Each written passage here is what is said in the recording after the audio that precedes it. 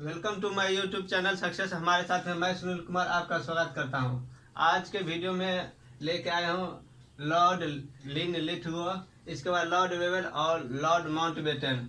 आज ये तीनों मतलब गवर्नर जनरल का ख़त्म हो जाएगा, अंत हो जाएगा। इसके बाद चलेंगे स्वतंत्रता संग्राम।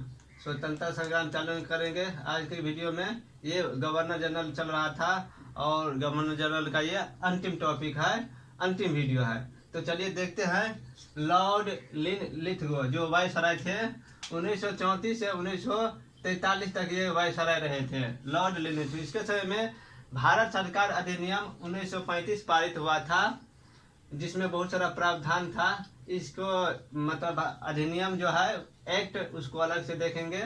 इसमें बहुत सारा पॉइंट है, उसको मेंशन करेंगे।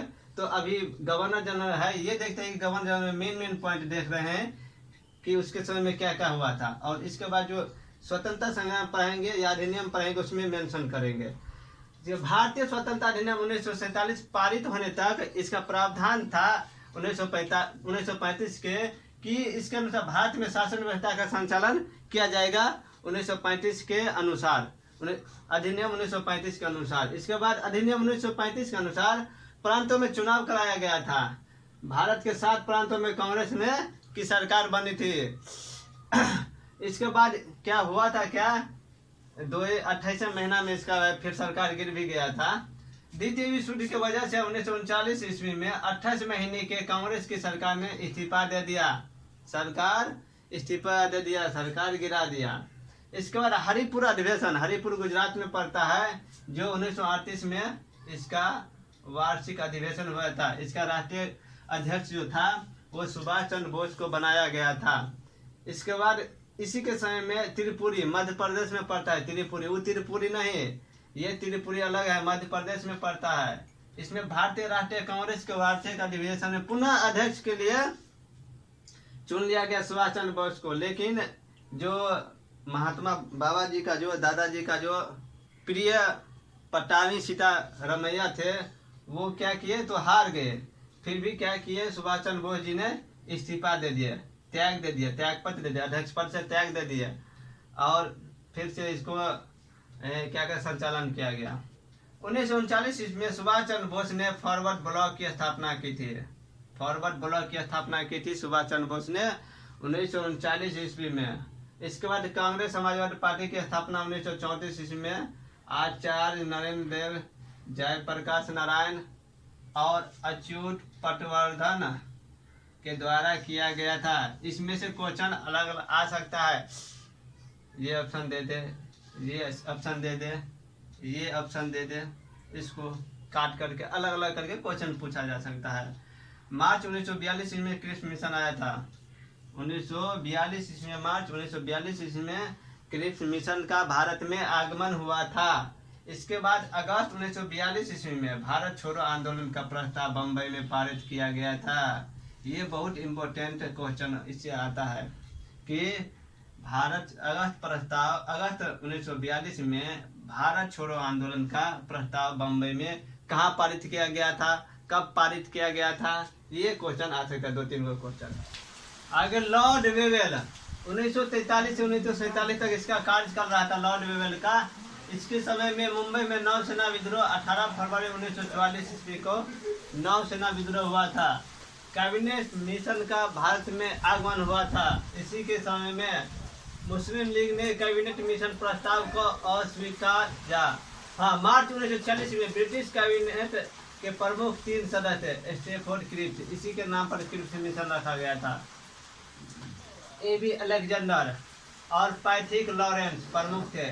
3 सदस्य थे ये प्रमुख, 3 कैबिनेट मिशन के। मुस्लिम लीग ने कैबिनेट मिशन प्रस्ताव को अस्वीकार कर दिया था। ये क्वेश्चन आ सकता है कि किसने कैबिनेट मिशन को अस्वीकार किया था, तो मुस्लिम लीग ने। इसके रूप प्रत्यक्ष कार्यवाही दिवस तो और दिखा गया यार। हाँ, दिवस की घोषणा की गई थी 16 अगस्त 1946 ईस्वी को। प्रत्यक्ष कार्यवाही दिवस अस्वीकार करते हुए, जिस दिन अस्वीकार करते हैं उसी दिन प्रत्यक्ष कार्यवाही दिवस की घोषणा की। 16 अगस्त 1946 को डेट याद रखिएगा। कंटेंट। सितंबर 1946 ईस्वी में जवाहरलाल नेहरू की अध्यक्षता में अंतरिम सरकार का गठन हुआ था।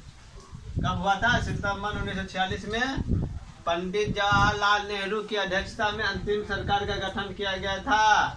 अंतिम सरकार में जवाहरलाल नेहरू उपाध्यक्ष और गवर्नर जनरल अध्यक्ष थे। उसी सरकार में गवर्नर जनरल को अध्यक्ष बनाया गया था और पंडित जवाहरलाल नेहरू को उपाध्यक्ष बनाया गया था। इसके बाद अब लॉर्ड माउंटबेटन 1947-1948 तक इसका कार्यकाल रहा था। भारत के अंतिम गवर्नर जनरल और वायसराय थे। माउंटबेटन द्वारा 3 जून 1947 ईस्वी को एक योजना प्रस्तुत किया गया जिसमें भारत और पाकिस्तान दो अलग अलग राष्ट्र को स्वतंत्रता देने की घोषणा की गई थी। कब की गई थी? 3 जून 1947 ईस्वी को योजना बनाई था माउंटबेटन ने कि दो अलग अलग राष्ट्र की घोषणा की थी। दो अलग अलग राष्ट्र बनाया जाएगा, दो अलग अलग राष्ट्र को स्वतंत्रता दिया जाएगा, इसकी घोषणा की थी 3 जून 1947 ईस्वी को लॉर्ड माउंटबेटन ने।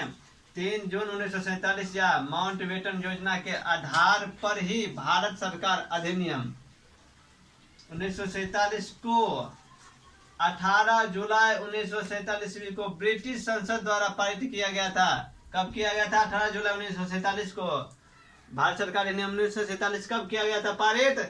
3 जुलाई 1947 को। स्वतंत्र भारत के प्रथम गवर्नर जनरल कौन थे? और ब्रिटिश काल के अंतिम गवर्नर जनरल तो माउंटबेटन थे। ये क्वेश्चन आता रहता है कि स्वतंत्र भारत के और ब्रिटिश काल के अंतिम गवर्नर जनरल कौन थे? तो लॉर्ड माउंटबेटन। इसके बाद स्वतंत्र भारत के प्रथम भारतीय कौन थे? भारतीय गवर्नर जनरल चक्रवर्ती राजगोपालाचारी थे, जिसे श्री राजगोपालाचारी के नाम से जाना जाता है। चक्रवर्ती राजगोपालाचारी थे जिन्होंने 1948 से 1950 तक इस पद को सुशोभित किया। इसका कार्यकाल रहा था 1948 से लेकर 1950 तक रहा था। तो ये गवर्नर जनरल आज अंतिम टॉपिक था। गवर्नर जनरल खत्म हो गया। अब स्वतंत्रता संग्राम की शुरुआत होगी। आगे के वीडियो में स्वतंत्रता संग्राम चलेगा। तब तक के लिए आप लोग लाइक, कमेंट, शेयर और सब्सक्राइब कर दीजिए यदि आपको वीडियो अच्छा लगा तो। तब तक के लिए जय हिंद।